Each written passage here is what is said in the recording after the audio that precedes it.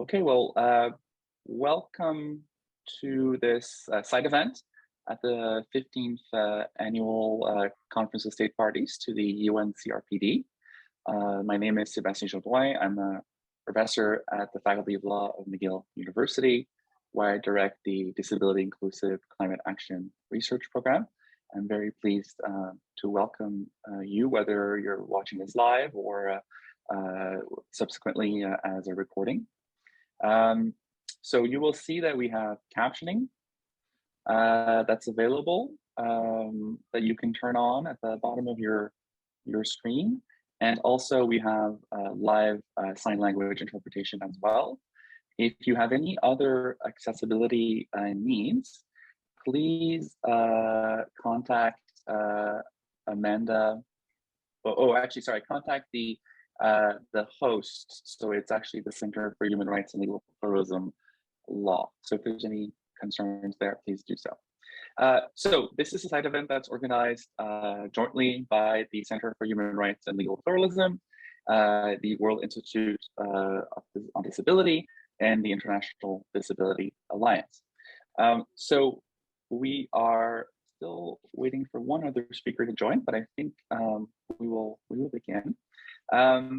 So the theme of this event is disability inclusion in the context of climate mitigation. You will be aware, I'm sure, that there's growing work being done around disability inclusion in climate adaptation. So in efforts to adapt societies, infrastructures, and enhance the resilience of people in the context of the climate crisis. But in this side event, we really want to focus on the other big sector of climate change, which is climate mitigation. So it's efforts to reduce carbon emissions or greenhouse gas emissions, and also avoid the release of greenhouse gas emissions in the atmosphere. So basically, this is about transforming entire societies, decarbonizing them, and also supporting sustainable livelihoods and practices around the world. So I will actually begin with some very brief remarks of a study that we launched earlier, late last week. And then I will turn over to our speakers, whom I will introduce just before they speak. Okay, so let me begin by sharing my, Amanda, can you make me co-host, please?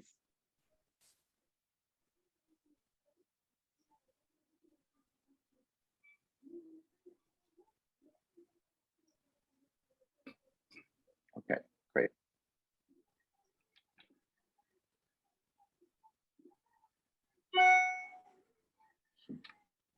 Okay, so I'll be briefly discussing a new report that we launched last week with the International Disability Alliance.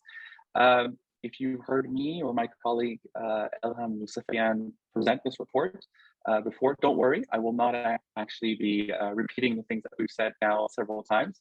There'll be a slightly different focus here. I want to sort of start off by making this claim, which is really important to make, which is that the UN Convention on the Rights of Persons with Disabilities imposes several key obligations for states in the context of climate mitigation. And I'm just going to briefly mention sort of four big or major obligations that states have in this context.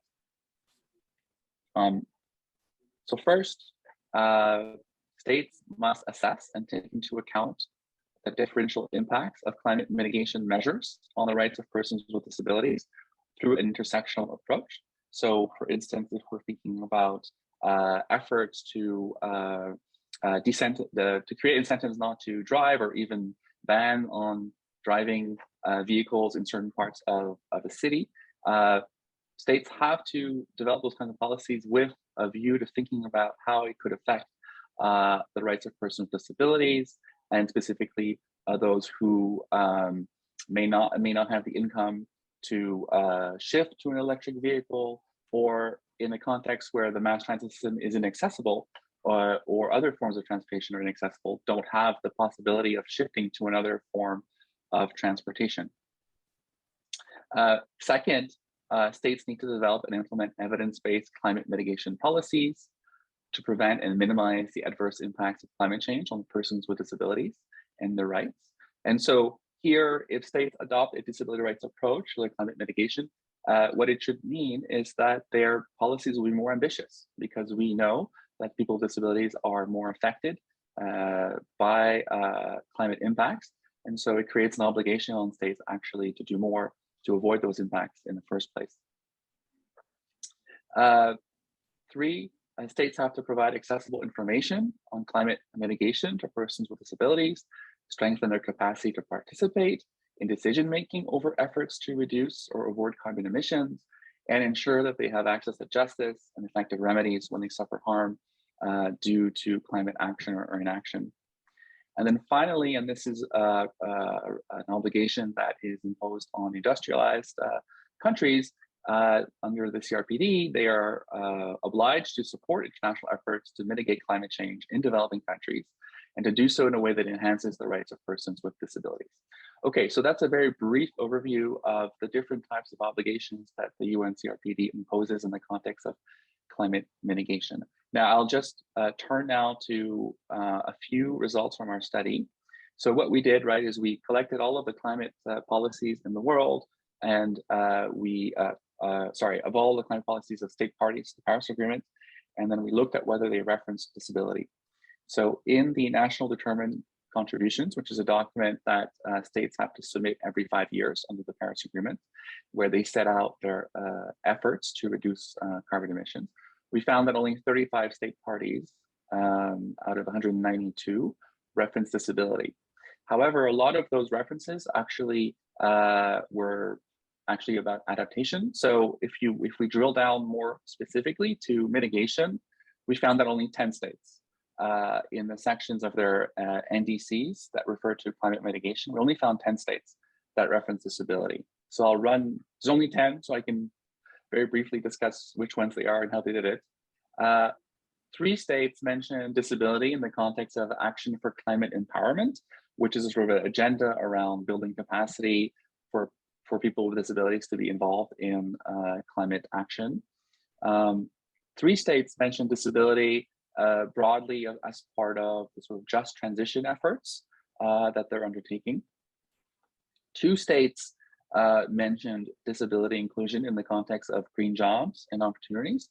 And I will mention, by the way, that Canada is the only industrialized country that actually, in this list, that actually mentioned disability. Costa Rica is the only state that actually specifically mentioned disability in relation to a very specific area of climate policy, mass transit, and has a commitment in there around enhancing accessibility for mass transit. And then finally, Belize mentioned that climate finance needed to benefit people with disabilities.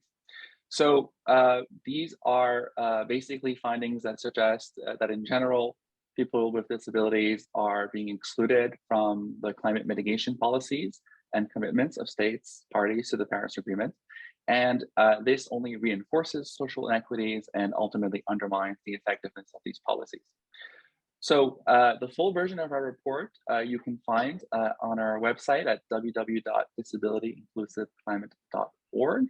It's meant to be a living document, so we invite you to, if there are any errors or omissions, to contact us, and we will try to update it also on an ongoing basis. All right, that's it for me. I just wanted to basically set the scene here very briefly to say states have obligations in the UNCRPD in this context, and they're not living up to them. So now we're going to be able to hear from 4 speakers that are working on the intersection of disability and climate mitigation in different ways and in different parts of the world about the challenges, the barriers, and also the opportunities of what could be done in this area. So we will hear from Rishpa Dir of the International Labour Organization, Nadia Harad of the European Disability Forum, Pavan Munta of the Svedzikir Center for Disabilities Information Research and Resource Development, and finally, Dr. Kay Inkle of Wheels for Wellbeing. So we'll start with Rishpa, and I will just pull up your biography if you want. Okay, here we go. So Rishpa Kumar Deer is a research officer at the International Labour Organization. In the past, he's worked on climate change and just transition issues from an intersectional perspective and has participated in the multilateral climate negotiations. He has a PhD in development studies from IEHID Geneva.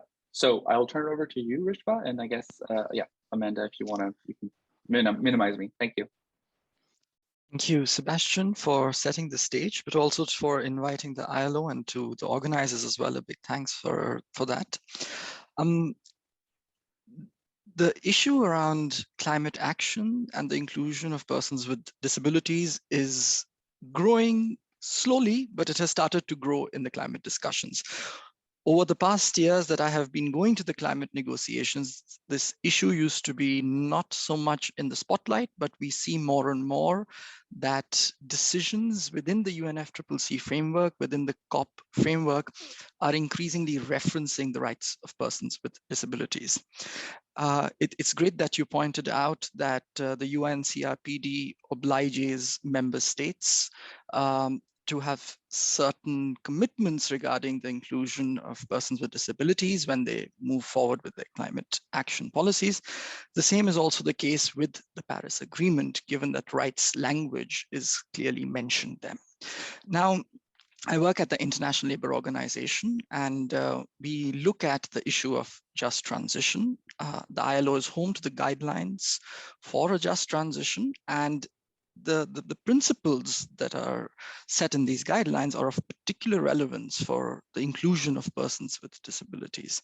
Now, why do I say this? So I'll first quickly touch upon what are the kinds of impacts from both climate change as well as poorly designed or exclusionary climate policies that can come up for persons with disabilities.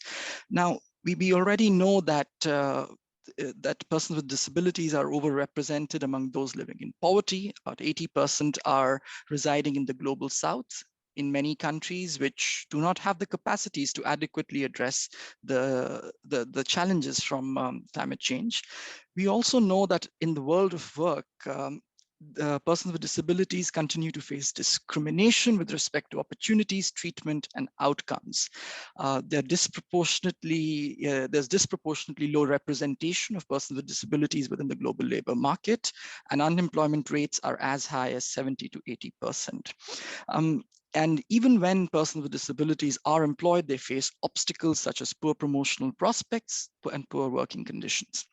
Now, when we factor in the kind of impacts that climate change brings to the world of work, for instance, heat stress, for people who are already working under difficult working conditions, such threats at the workplace are exacerbated. So this can lead to further exclusion for persons with disabilities. At the same time, because of climate impacts, there could be a situation where there are reduced job opportunities due to economic losses from climate disasters. And in that scenario, persons with disabilities may especially struggle to find work, given that employers may harbor misconceptions about their work capacities. Now, when we talk about climate policies, for instance, poorly designed climate policies that don't factor in the specific needs and concerns of persons with disabilities, such as was already mentioned by Sebastian, for instance, with regard to infrastructure that is inaccessible, can have an effect with regard to how persons with disabilities access employment opportunities. If the public transportation, for instance, is inaccessible, how would somebody go to work? So even if there are ecological buildings which do not factor in accessibility issues, they create a barrier to entry for persons with disabilities. So this is one example of how poorly designed policies can further exacerbate labor market outcomes, which are right now creating barriers. Then there is also the issue of intersectional realities, such as of gender, age, indigenous, or ethnic identity, where persons with disabilities with multiple identities will face additional threats stemming from climate change. So for instance, with regard to indigenous communities who have particular issues with regard to livelihoods because of changing climate patterns. Now, when we talk about the transformation from a mitigation perspective, we see that there will be a scenario where there will be job creation, there will be a scenario where there'll be job substitution, there will be a scenario where there'll be job elimination, especially in polluting sectors, and there will be job transformation and job redefinition. Now, in these different scenarios, when we talk about a just transition, we need to make sure that persons with disabilities are included, and specifically in places where there are job elimination, the negative impacts are minimized. So when we talk about the empowerment of persons with disabilities in the world of work, just transition can serve as a route to leverage their contributions and enhance climate ambition, as well as strengthen climate action. For this, it is fundamental to recognize that environmentally sustainable economies and the world of work are intrinsically linked and mutually reinforcing. For example, skills development initiatives in the renewable energy sector, which is key to mitigation, if it is disability inclusive, could pave the way for an effective match of green jobs with applicants who have disabilities. Similarly, inclusive social protection systems could minimize the negative impacts of job elimination in certain sectors. At the same time, encouraging green businesses owned and controlled by entrepreneurs with disabilities can provide underlying infrastructural support for green industries. And finally, including persons with disabilities in the design and decision-making processes of low carbon sectors can lead to increased integration of universal access and universal design principles, and contribute to designing inclusive societies, not just for persons with disabilities, but for broader societies as a whole. So it would sort of increase the standards of climate action as a whole. However, just transition, to ensure a just transition, it is important that there are appropriate legal standards in place, social protection mechanisms in place, skills development initiatives are undertaken, and there are attitudinal change at the societal level. And that is why we say that a transition to a green economy doesn't automatically mean that it is a just transition. A just transition needs to ensure that there is inclusion of persons with disabilities. Now, when we look at the international level, and this is something which Sebastian has touched upon, we see that there have been some interesting developments within the UNFCCC framework with regard to indigenous and tribal peoples. There is a dedicated program, the Local Communities and Indigenous Peoples Platform. There is also some interesting development which has happened with regard to gender. There is a gender action plan. But when we look at the issues faced by persons with disabilities at the international level, there is no sort of dedicated mechanism under which discussions are taking place with regard to whether it is mitigation or adaptation, where a cohesive engagement or comprehensive engagement is being undertaken with representatives of the disability movement. Even the constituencies that are represented at the UNFCCC level, we see that there are gaps because this is not formally recognized, whereas other constituency groups, whether it is the trade union groups, the business groups, the young people's groups, these are recognized. So this is a gap in the engagement of the disability movement at international climate policy making. Now, why does this matter? Because the gaps that have been identified by Sebastian's study with regard to the nationally determined contributions, which in many ways are serving as the development plans, the climate response plans of the countries, are shaped also by what is happening at the international level. When there are appropriate mechanisms put in place, when there's a push at the level of the UNFCCC for the inclusion of persons with disabilities in climate action, this will eventually also be reflected at the country level.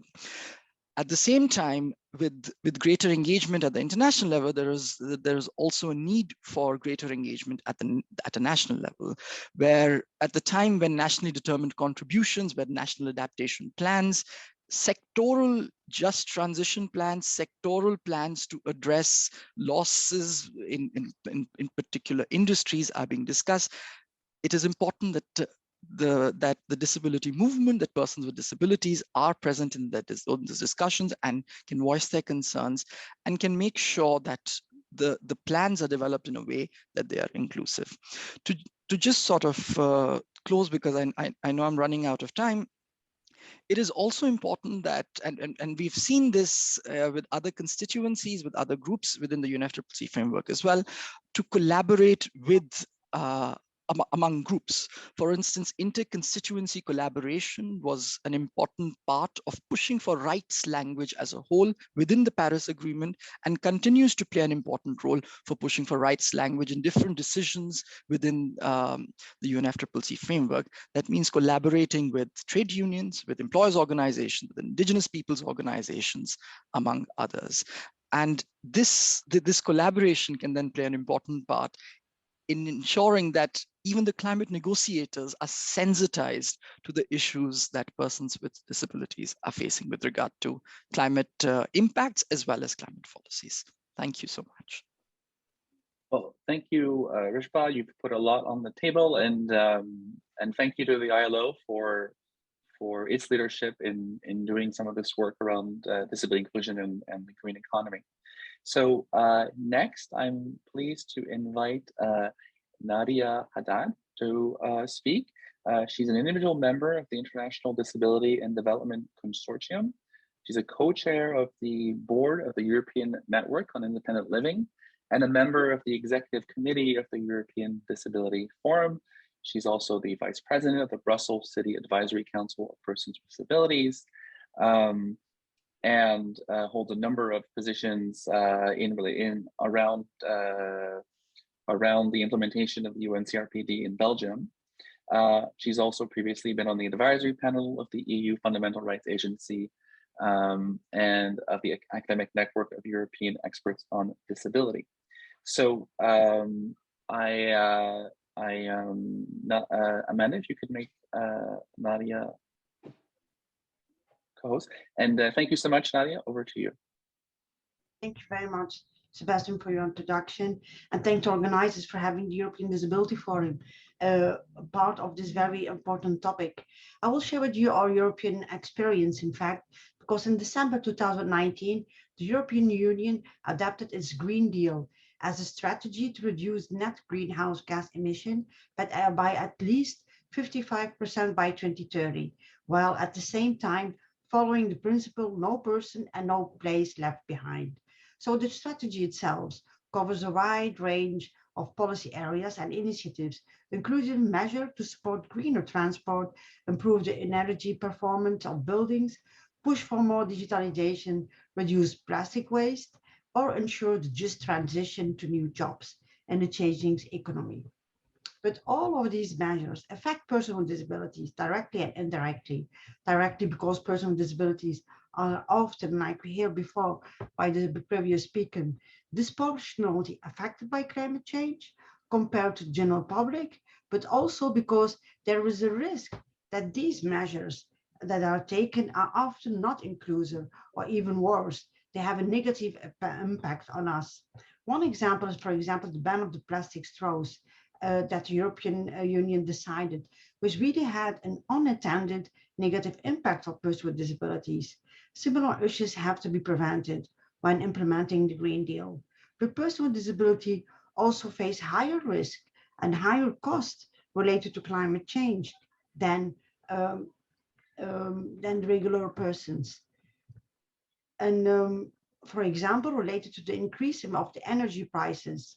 So persons with disabilities are of course also indirectly impacted by as consumers, passengers, employees, employers, or homeowners or tenants, simply by sharing the same concerns as the general population.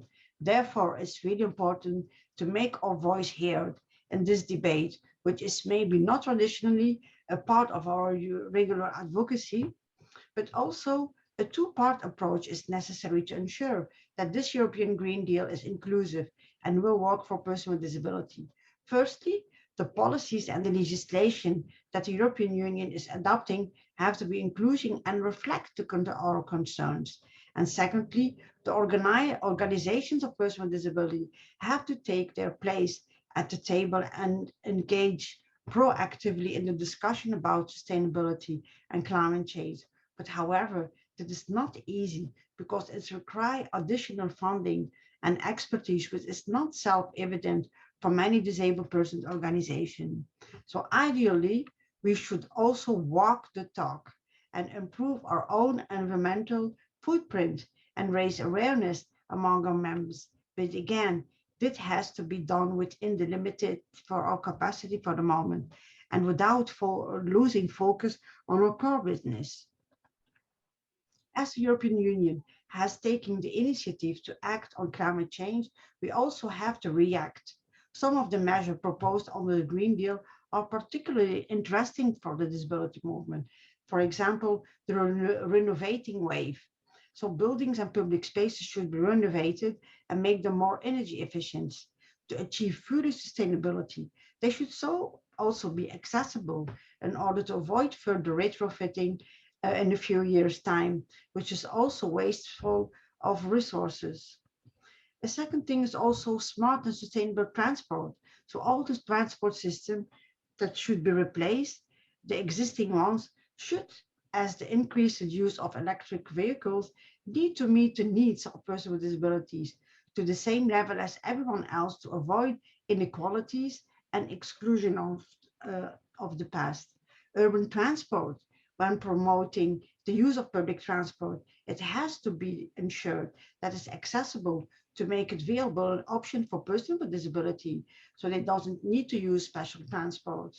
And also when we speak about the just transition, when creating new job, special attention, like we heard from the ill representative, has to be paid to not exclude persons with disability, even furthermore from the labor market. So the just transition mentioned above also include the proposal of the Social Climate Fund, which the European Commission proposed as part of its package. So it has the potential to be one of the leading instruments to deliver a social, fair, and just transition to climate neutrality. However, without certain policy reforms and safeguards, there is a strong risk that these funds will fail from the outset. The Commission's proposal foresees an insufficient budget, a lack of shared governance, and a less than ideal setup. Moreover, some member states are opposite to the idea of creating this social climate funds in the first place. So it must be targeted to underrepresented groups and those in difficult situations, as well as ensuring the meaningful participation of all stakeholders. So many persons with disability are living at the edge or even under the poverty line. So persons living in poverty face particular barriers to invest and are often excluded from broad and non-targeted investment measures, as well as investment-related decision-making.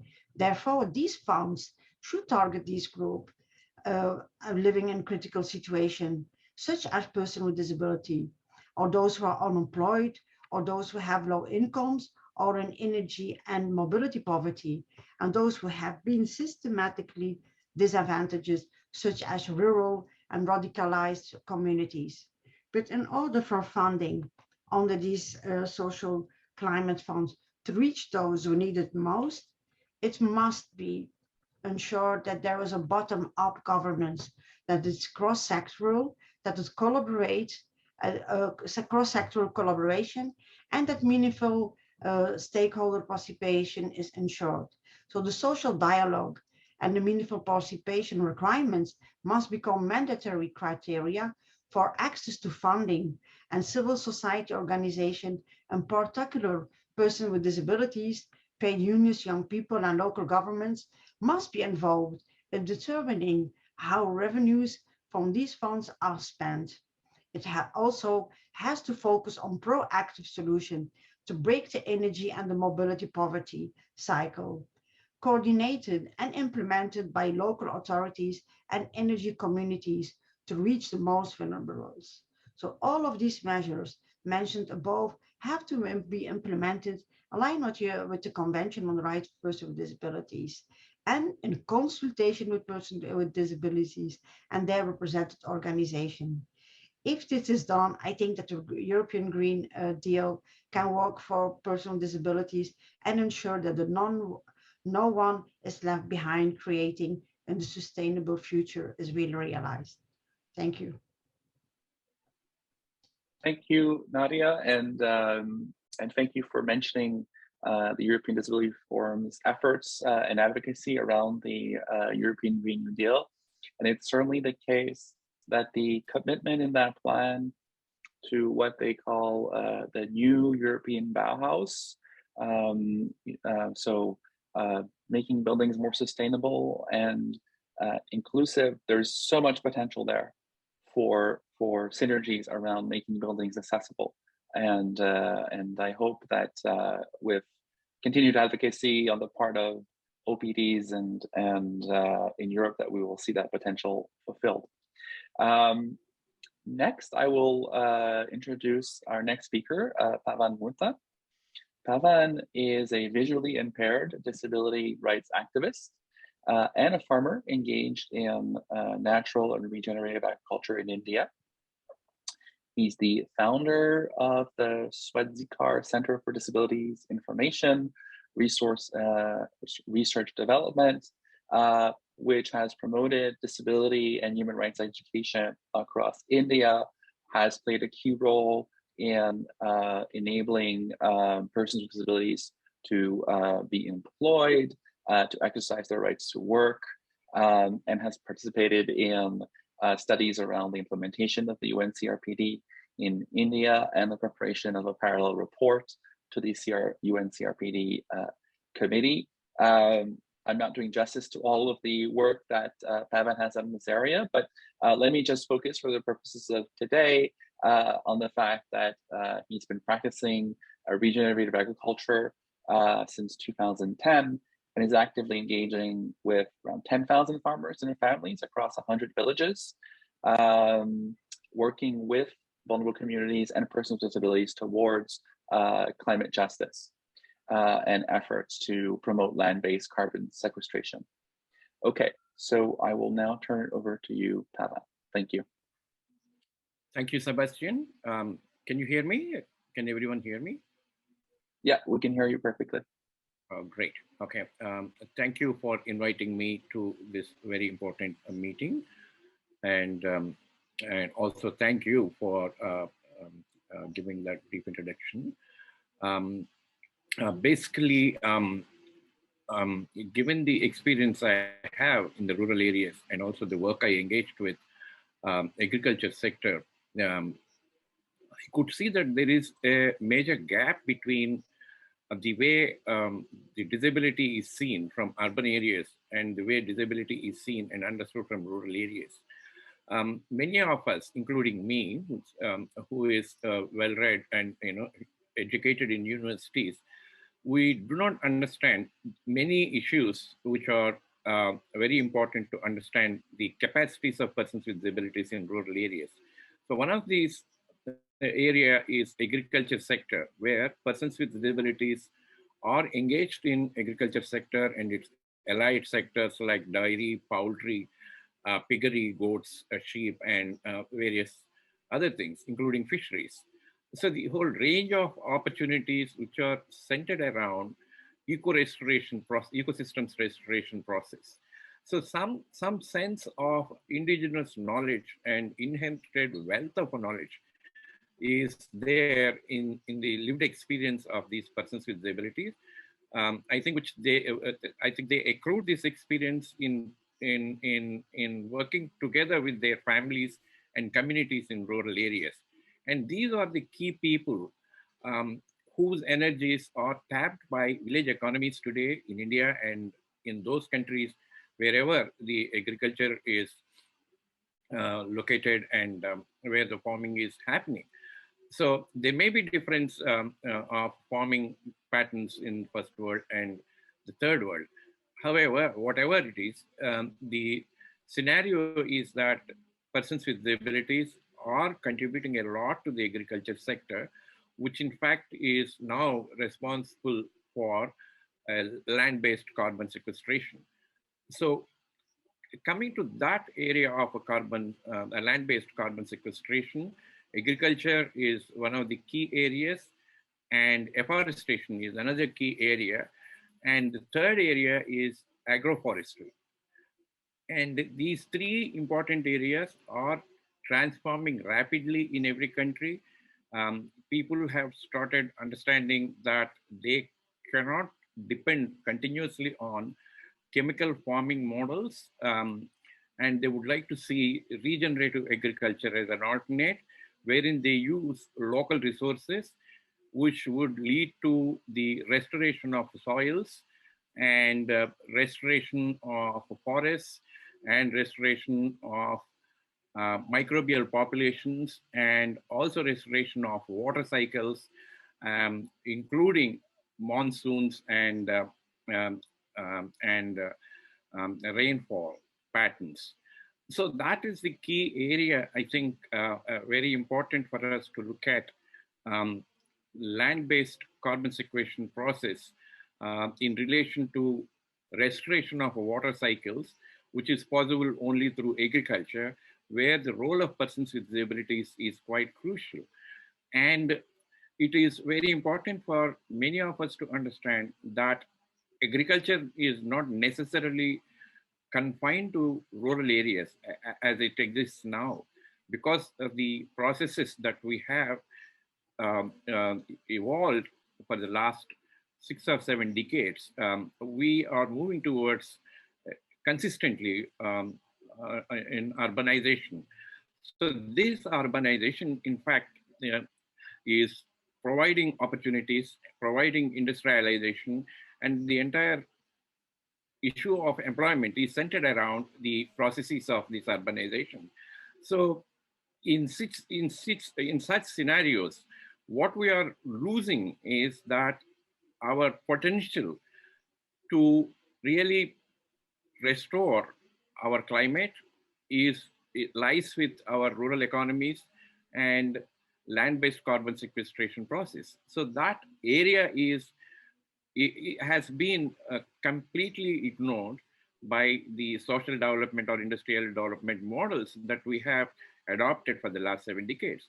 I think climate change and its mitigation strategies are necessarily should focus on how does one really relocate ourselves in changing our lifestyles.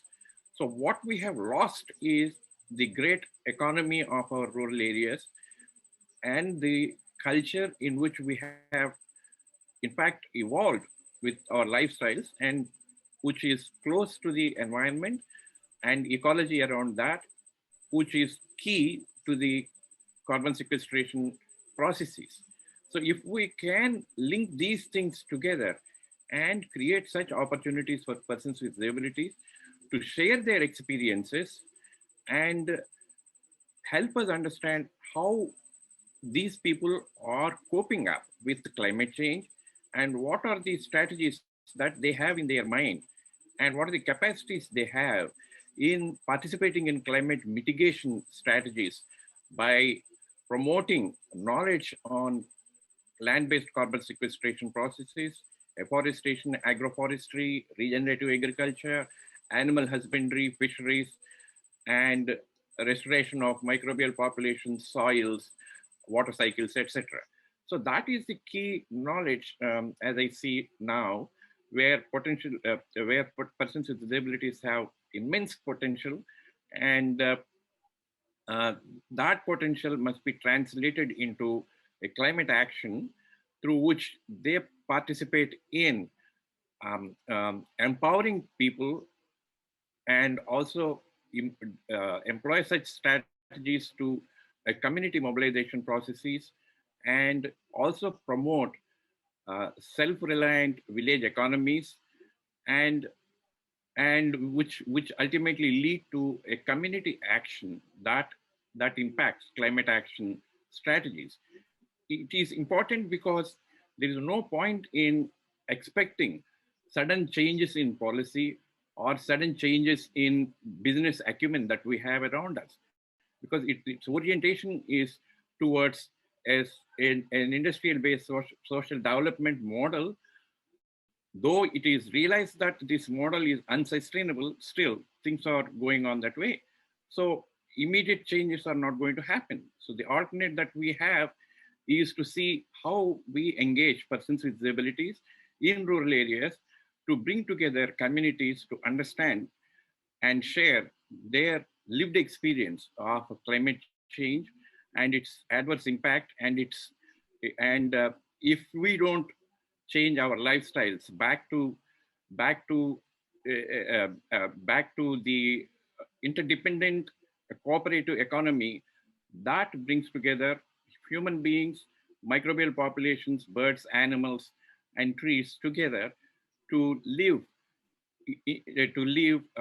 comfortably and at the same time restore our climate. So that's the I'm looking forward for that engagement of persons with disabilities in climate restoration processes, and it will ultimately lead to land-based carbon sequestration processes. So secondly, what I also wanted to share here is that I definitely agree with ILO and European Disability Union and of course Sebastian, whatever you have proposed as an alternate for carbon sequestration, reduction of carbon emissions, followed by transport and access to technologies.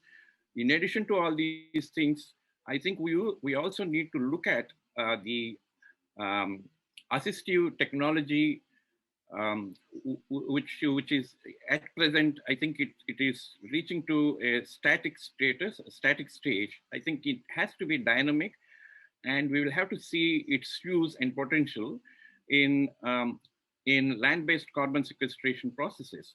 For example, IoT, as they call it, as information Internet of Technology, wherein which the soil fertility, microbial population, and wind speed, all these things are recorded online, and then that information is shared with agroeconomists, and then you get the suggestions to improvise your soil microbial populations, and also improvise your skill to use water in a more effective way and save water for our and also prevent water pollution, air pollution. So these are the areas I think I think we need to look at look at assistive devices and their purpose in rural areas in relation to land-based carbon sequestration processes. So I think these are the opportunities which will become really useful in climate, all kinds of eco-restoration processes. And to get there, I think we need to conduct certain studies, and these studies should be in collaboration with universities like McGill University or various other universities which are looking at disability or critical disability studies. I think these universities must see now the scope of bringing in climate restoration processes as which is going to be a major issue which may impact adversely, or if we intervene properly at this stage, which may turn into an opportunity for allowing persons with disabilities to participate majorly in climate restoration processes. I mean, ecosystem restoration processes. Vana, I'm sorry to interrupt, but if you could just conclude, that would be yes. So to conclude, I would definitely ask all of you to really look at creating awareness among the DPOs to effectively participate in climate change debates.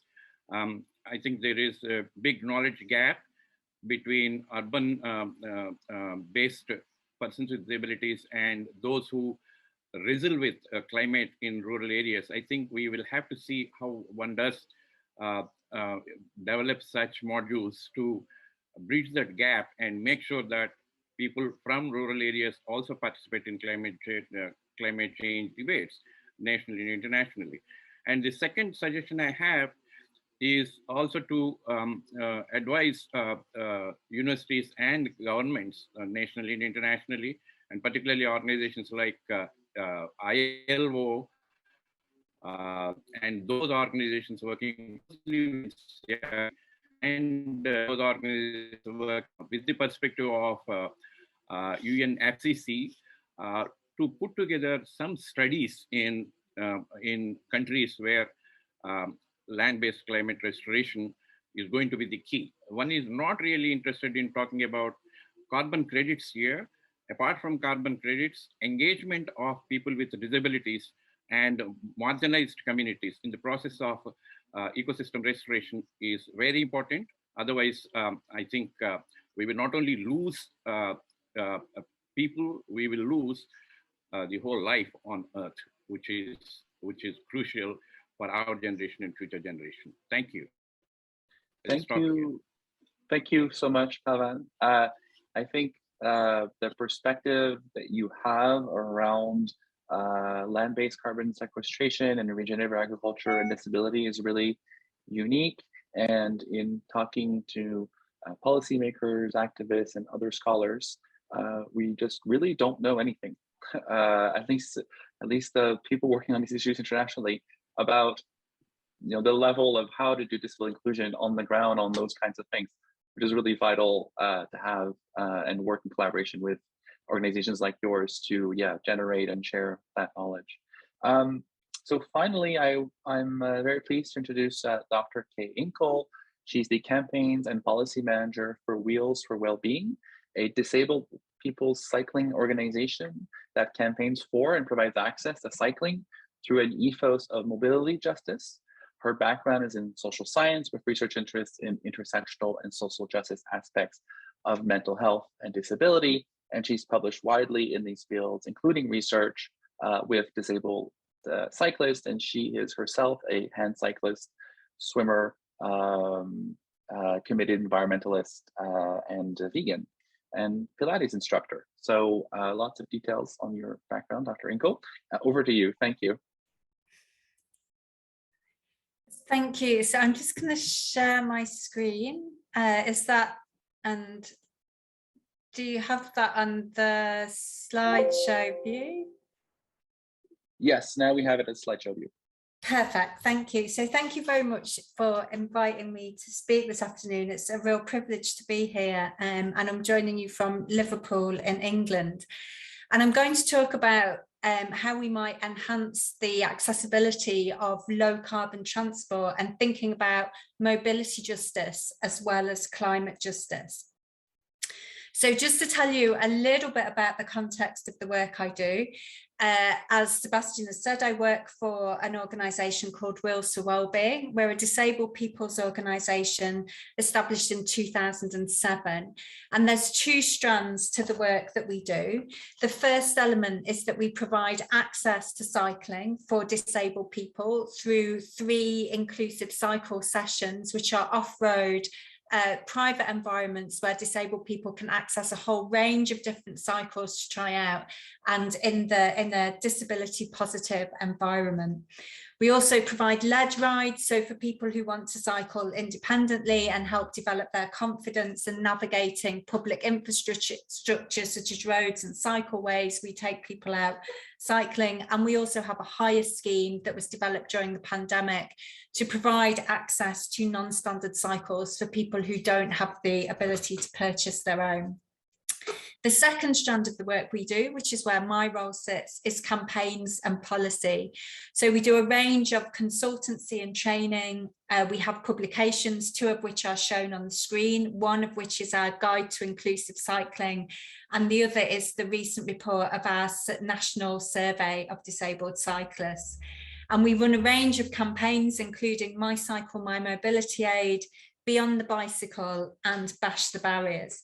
And all of this takes place in an ethos of mobility justice. And mobility justice is really about demanding that resources are targeted towards those who have the least access to transport and mobility, rather than being directed at those with the most mobility privilege, which is what tends to happen in most current policy. So, as Sebastian and other speakers have already pointed out, we are in a context of climate breakdown, and there are specific inequalities that impact disabled people in that context. We know that the poorest, both within nations and globally, are the worst affected by climate breakdown, and also nationally and globally, disabled people are the poorest people. And we know that the terms of emergency plans for climate breakdown very often make no reference to the needs or addressing the situation of disabled people, such as in, for example, forest fires or floods, images of which are on the screen. But also, has already been pointed out, in terms of mitigation policies, disabled people are also frequently ignored. So a couple of examples from the UK in this regard. One is the sort of attempt to move rapidly towards private ownership of electric cars with a public charging infrastructure for them. I have a picture of one of the public charging electric charging devices on the screen, and it's completely inaccessible to disabled people. So there's no additional width around the car parking space, there's stepped access. The charging plugins are very high up on the post, and they're also incredibly heavy. Another area that we've seen a rapid move towards, particularly during the pandemic, is the idea of micromobilities. And this is based on the idea of shared, low-cost public transport, but with much more for individual use, things like e-bikes, e-scooters. And again, while we're seeing a massive rush towards these forms of transport, there is little or nothing about in terms of their accessibility for disabled people or what kinds of micromobilities disabled people might use. So we know there are huge transport-related inequalities globally. I'm focusing particularly on the UK in this slide. So in the UK, access to public transport is incredibly limited. It's partial. In some places like London, you would find reasonable access in some instances, but throughout the country, and particularly in rural areas, it's very poor. More than 40% of UK train stations are not accessible to disabled people. And across all transport mode, that's public and private, disabled people in the UK make 38% less journeys than non-disabled people. And disabled people tend to have lower rates of car ownership and driving licence ownership as well. So there are real barriers to private transport. Globally, but also here specifically in the UK, we know that disabled people endure really significant health inequalities, and in the UK, disabled people have the worst physical and mental health outcomes of any population group. And in England, 60% of the COVID deaths were disabled people. And very often there's an assumption that disability directly equates with ill health, but this is absolutely not true. The causes of those ill health and high morbidity are structural causes. They are, of course, poverty. We know there's a significant relationship between poverty and ill health, but also forced immobility. So lack of access to transport, exercise, health promoting activities, all have an impact on disabled people's health. Disabled people in the UK face social exclusion in terms of access to culture, leisure, recreation and social spaces. And again, we know that all of those impact on mental health and well-being. And then lastly, there are huge economic inequalities that disabled people struggle with in the UK. There is a massive disability pay and employment gap. Access to education is very limited. And if you have a disabled person in your household in the UK, you are most likely to experience poverty and material deprivation. So for Wheels for Wellbeing, cycling is a solution to all of these. And on the screen, I have images of a whole range of different cycles that people might use. a tricycle, a side-by-side tandem tricycle, a hand cycle, a cargo cycle, a recumbent tricycle, a wheelchair carrying tricycle, and an e-bike and an e-cargo bike. And so taken together, these different kinds of cycles, they're a form of transport and mobility. Of course, they provide access to mental and physical health.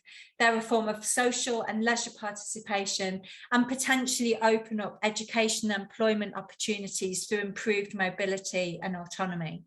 And of course, they are all very low or zero carbon forms of transport. So cycling is a win-win for disabled people in terms of mitigating all kinds of inequalities as well as climate breakdown. However, there are huge barriers to disabled people cycling. The most common that disabled cyclists identify include infrastructure, including parking and storage, cost of cycles that they need, and also public abuse and hostility when they are cycling. So my next slide depicts some of those barriers. So the first one is a piece of cycle infrastructure that is a cycle path with bollards that is so narrow, it's very difficult to fit a standard bicycle with a small trailer on it. So completely impossible to fit a tricycle, a hand cycle, or a recumbent in that cycle infrastructure. We also very often see cycle infrastructure designed on the basis that a cyclist is able to get off their cycle, presumably a bicycle, dismount it, walk with it, or lift it onto stepped curbs and out of the way when there are signs that cyclists should dismount or the cycle route has ended, which is also shown on the slide. Cycle paths are often barriered with very particular kinds of fencing and barriers which prevent not only disabled people and cyclists, but also disabled people using wheelchairs, mobility scooters, and other mobility devices from accessing them. So the picture on the slide shows what's called an A-frame barrier, which is an A, a capital A in English without the central bar, but which tapers at such a rate that it's very difficult for a disabled person to pass through. Other barriers to disabled people cycling include the quality of the road or cycle surface. So poor cycle infrastructure is bad for non-disabled people on bicycles in terms of the impacts it has on the cycle and the body. But if you are cycling a three-wheeled cycle, it's much harder to avoid potholes or poor road surface, and it has a much more negative impact on the body, on the joints, on pain conditions, as well as on the cycle. Cycle parking infrastructure, again, is very often designed on the basis that of assuming that a cyclist is a non-disabled person riding a two-wheel bicycle who can dismount that bicycle and physically lift it up over their head into a cycle parking carrier. And again, not only is that not possible for many disabled cyclists, whether they cycle a bicycle or a non-standard cycle, it's also impossible for people who have, for example, child carriers or cargo cycles. So it's a very limiting form of parking infrastructure. And lastly, one of the huge barriers to disabled people cycling is the cost of cycles and cycling equipment for disabled people. So if you are a disabled person looking to use something like an e-assist hand cycle or tricycle, the starting price in the UK for that is around £5,000 and very often going up to at least £7,000. And that is in the context of a disability pay and employment gap. So it's the people who have least disposable income and least options for mobility who face the highest financial costs to cycling. So what are the enablers to disabled people cycling? So I guess the first point is very obviously address all the barriers. But some of the other things that disabled people talked about were the provision of a range of safe and supportive cycling environments. And this is across a whole spectrum, everything from the specialist cycle centres where people can learn to ride in a safe off-road environment, to off-road cycle paths, segregated cycle paths on road carriageways, low traffic residential areas, and where cyclists are sharing the road with drivers, driver education. There's also a need for massive revolution in public transport. So if disabled people are going to be able to use public transport to make multimodal journeys, there needs to be a huge amount more flexi space on public transport. Disabled people need to be able to travel with a wide range of different mobility equipment, and more than one disabled person needs to be able to travel at any one time and without complicated pre-booking or access provisions put in place. And this is something that disabled participants really emphasize. So the quote says, full access to rail is urgently required. It solves a range of issues. And really, in terms of enablers, it's about the full inclusion of disabled people, and I've added in everything, always. So disabled people need to be involved in every climate mitigation policy, from design, consideration, rollout, piloting. Because as one disabled cyclist said, as with everything else in my life, my cycling is controlled by people who don't have a disability. Until such time as people with disabilities gain positions of power to influence infrastructure, financial support, etc., this will never change. So it's a real call for disabled people to be at the centre and beginning of all policies and scheme development. So I'm just going to show you quickly a slide. If you have any questions or further information, there are contact details. And then there is also a slide of references if anybody wants to follow that up.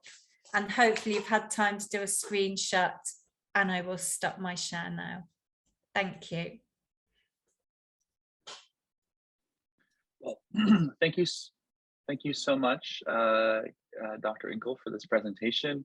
I want to say two things. First, whenever we discuss disability inclusion and climate mitigation, it can seem very abstract to activists, policymakers, researchers. So I was really pleased to find an organization like yours that makes it very concrete what these kinds of policies can enable or not, depending on how well they're designed. And secondly, I think that the kind of work that you're doing also illustrates very clearly the contributions that people with disabilities can make to the low carbon transition. We have ideas, we have perspectives, we have knowledge that can be vital to reducing carbon emissions, not just the ones that we might generate as people with disabilities, but also that would facilitate all sorts of people in society being able to access these forms of low carbon transportation. So I'm very grateful to everyone. We have largely stuck to our time, so we have time for questions.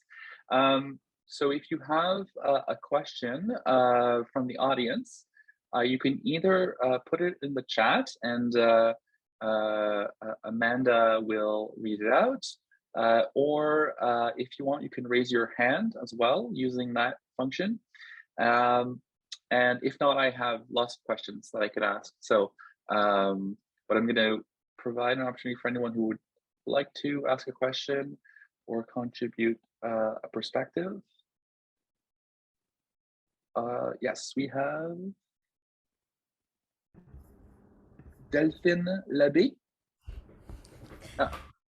Yeah, bonjour. Yeah, you said my name properly because you're French. Thank you very much.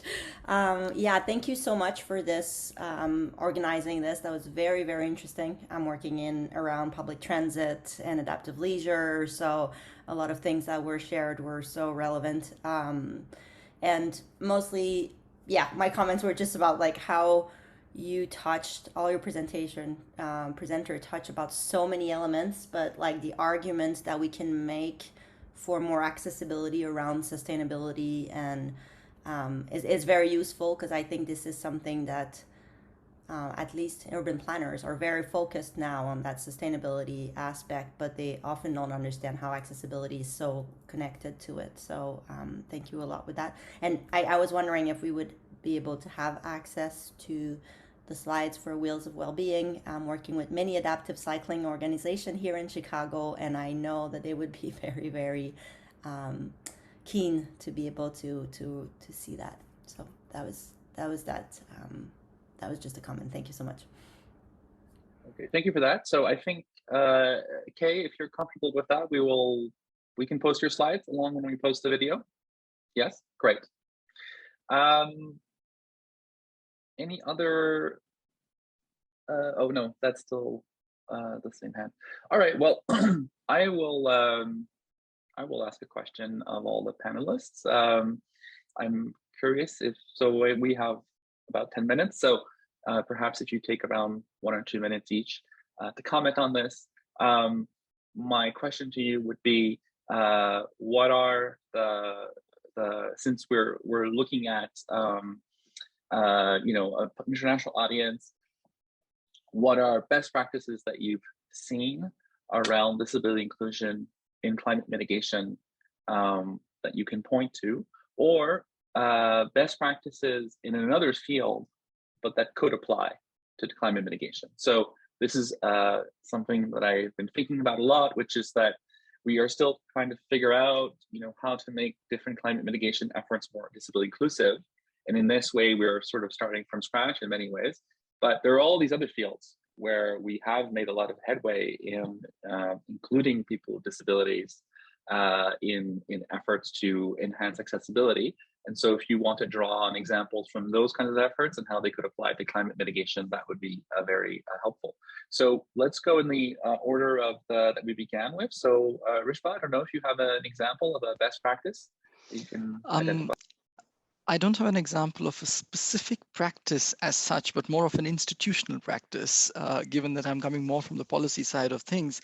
And this is the example from government of Finland that I had sort of taken out, where the Finnish government undertook an a rights impact assessment in the legislative reforms and eventually amended the Climate Act to make sure that it takes into consideration the rights of persons with disability, both in the consultation phase and in the impact assessment phase. And I think this is very important, because now we will see more and more countries coming out with climate legislation and policies, and these need to be analyzed from the lens of rights of persons with disabilities because of the kind of impacts they have.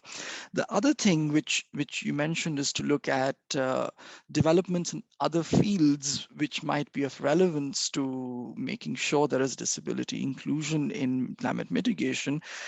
I would say also from an institutional perspective that I think the sort of strategies which were adopted at the climate at the COP level, at the international negotiations level, by the gender constituency, by the groups of states which championed gender equality, which finally resulted in having a clear gender action plan at an international level, might be something which could be an interesting example to see on how one can then also push for a similar approach of making sure that there is an action plan for disability inclusion within climate action at the international level. So these are 2 bits from my side. Great, thank you. Nadia, any suggestions of best practices in the EU or the national context that you might be familiar with? Yeah, I'll start with wishful thinking, I think, because you don't have any good practice already.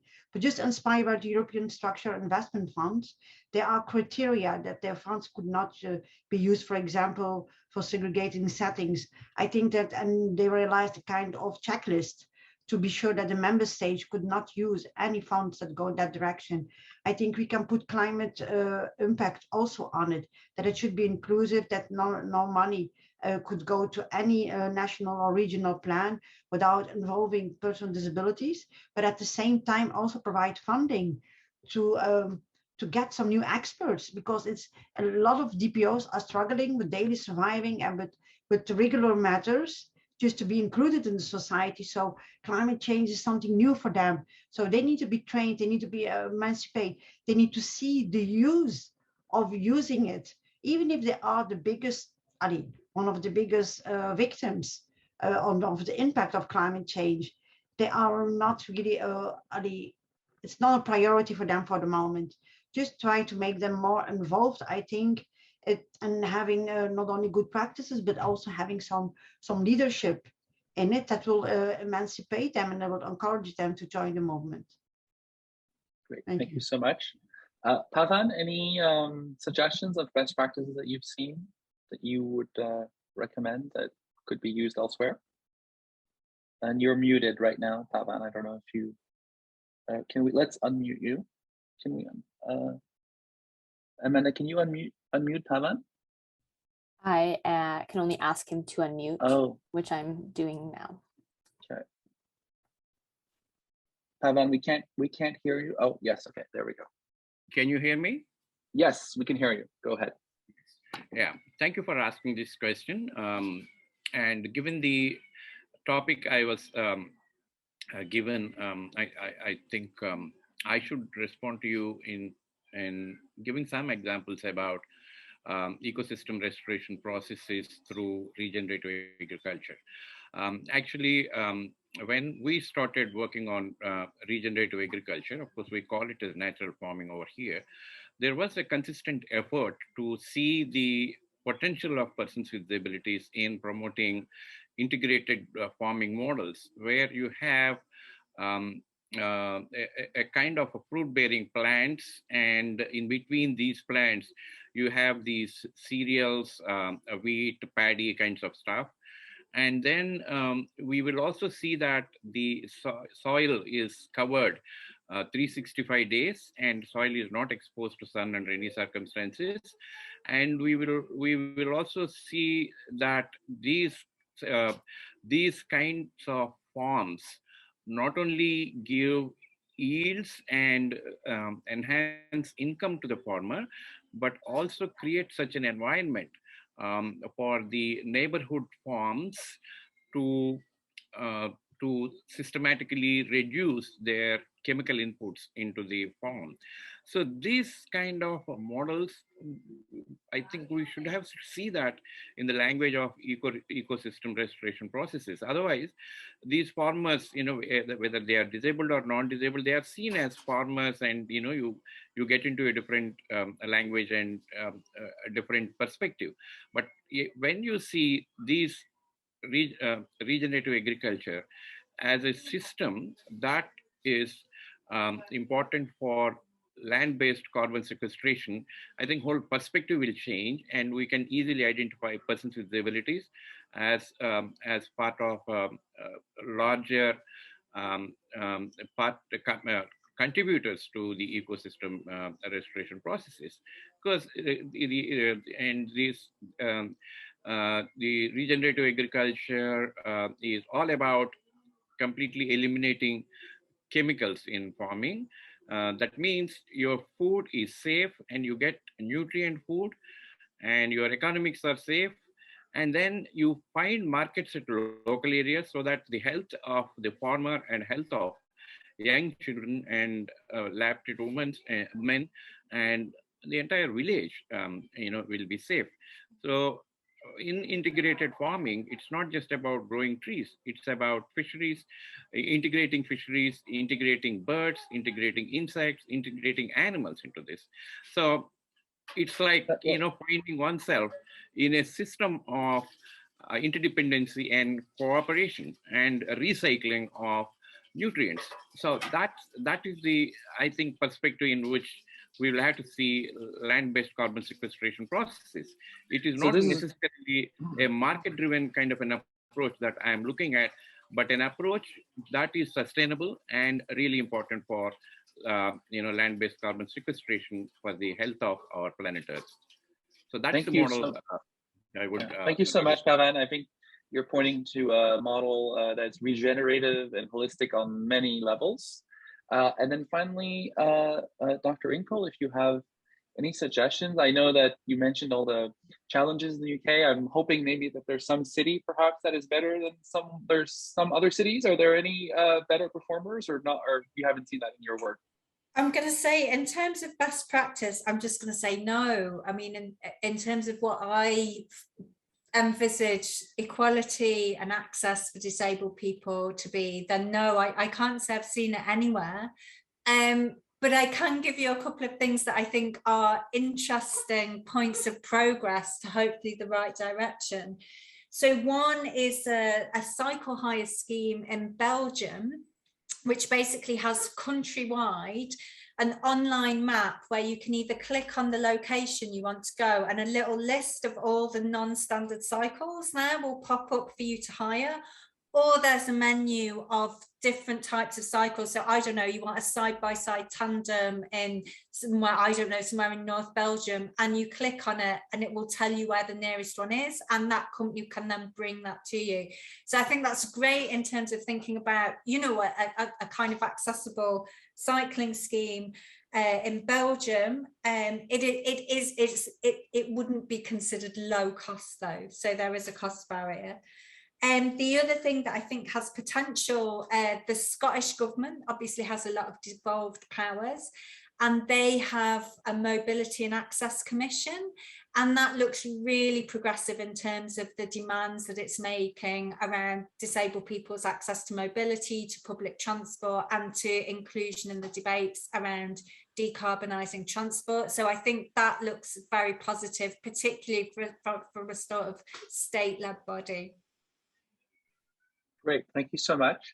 Disappointing to hear that there isn't some better performing cities out there. Unfortunately, that also fits with our sort of initial preliminary research on these issues as well. All right, well, I just want to close by thanking you all, thanking all the speakers and anyone who has been attending this webinar. And I look forward to continuing this conversation with you, collaborating with you and others as we seek to make urgent and important efforts to tackle the climate crisis more inclusive, more accessible to people with disabilities. Thank you so much, and have a good rest of your day wherever you are, in whatever time zone you are. Thank you.